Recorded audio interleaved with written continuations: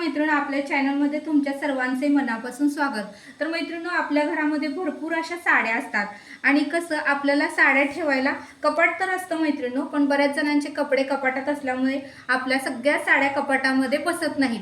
तर त्यासाठी मी तुम्हाला आज खास अशी आयडिया सांगणार आहे। ती मैत्रिणी खूप सोपी आणि साधी आणि सरळ आयडिया आहे। आपल्या घरामध्ये तर हँगर असतातच, बांगड्या पण असतात, त्याचा वापर करून आता त्या साड्या एकसारख्या कशा लावायच्या आणि माती धुरा काहीही बसणार नाही, त्यासाठी मी तुम्हाला उपाय सांगणार आहे।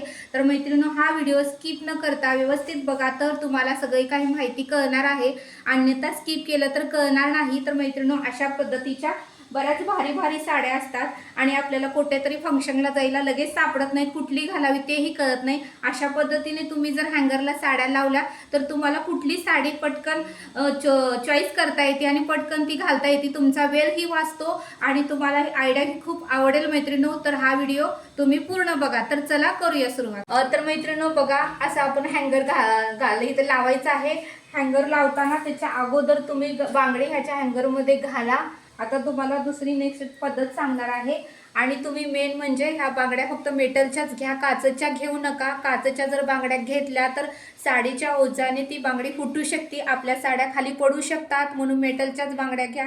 आता मी दुसरी पद्धत तुम्हाला सांगते। आता हा हँगर अडकवायच्या आधी ह्याच्यामध्ये बांगडी घालून घ्या आणि मग हा दुसरा हँगर घाला। आता ह्याच्यामध्ये मी साडी घालते। तर बघा मैत्रिणींनो, ही आता दुसरी साडी झाली। अशा आपल्या दोन साड्या झाल्या। आता तिसरं सांगते तुम्हाला। तिसरा हँगर अडकवायच्या आधी त्याच्यामध्येही तुम्ही आधी बांगडी अडकून घ्या। मग हा तिसरा हँगर झाला। तर आता त्याच्यामध्ये तुम्ही ही साडी अडकून घ्या। बघा, आता ह्या आपल्या तीन साड्या व्यवस्थित अशा बसलेल्या आहेत, खूप छान दिसत आहे मैत्रिणींनो लुक ही। आता चौथं सांगते तुम्हाला। हे चौथं लावायच्या आधी त्यामध्ये बांगडी अडकून घ्या, मग चौथा असा हँगर लावा। त्याच्यामध्ये साडी अशी घाला मैत्रिणींनो। बघा, आपल्या 4 साड्या तर कंप्लीट झालेल्या आहेत। पाचवं तुम्हाला सांगते मैत्रिणींनो। आता हा आपला हँगर आहे, ही बांगडी ह्यामध्ये घालायची आणि हे अडकवायचं आणि पाचवी साडी आता मी तुम्हाला घालून दाखवणार आहे। तर बघा, अशा पद्धतीने आपल्या जेवढे तुमच्या घरामध्ये हँगर आहेत तेवढे तुम्ही घालू शकता।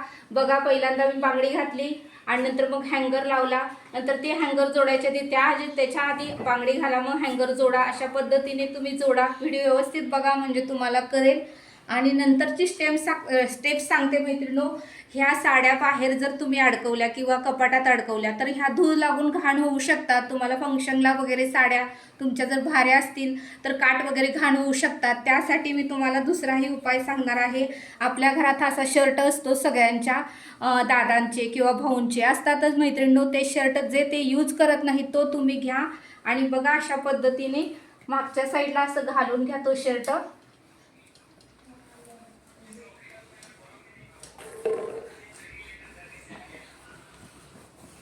असं घाला मैत्रिणींनो। बघा, तुम्ही बघू शकता।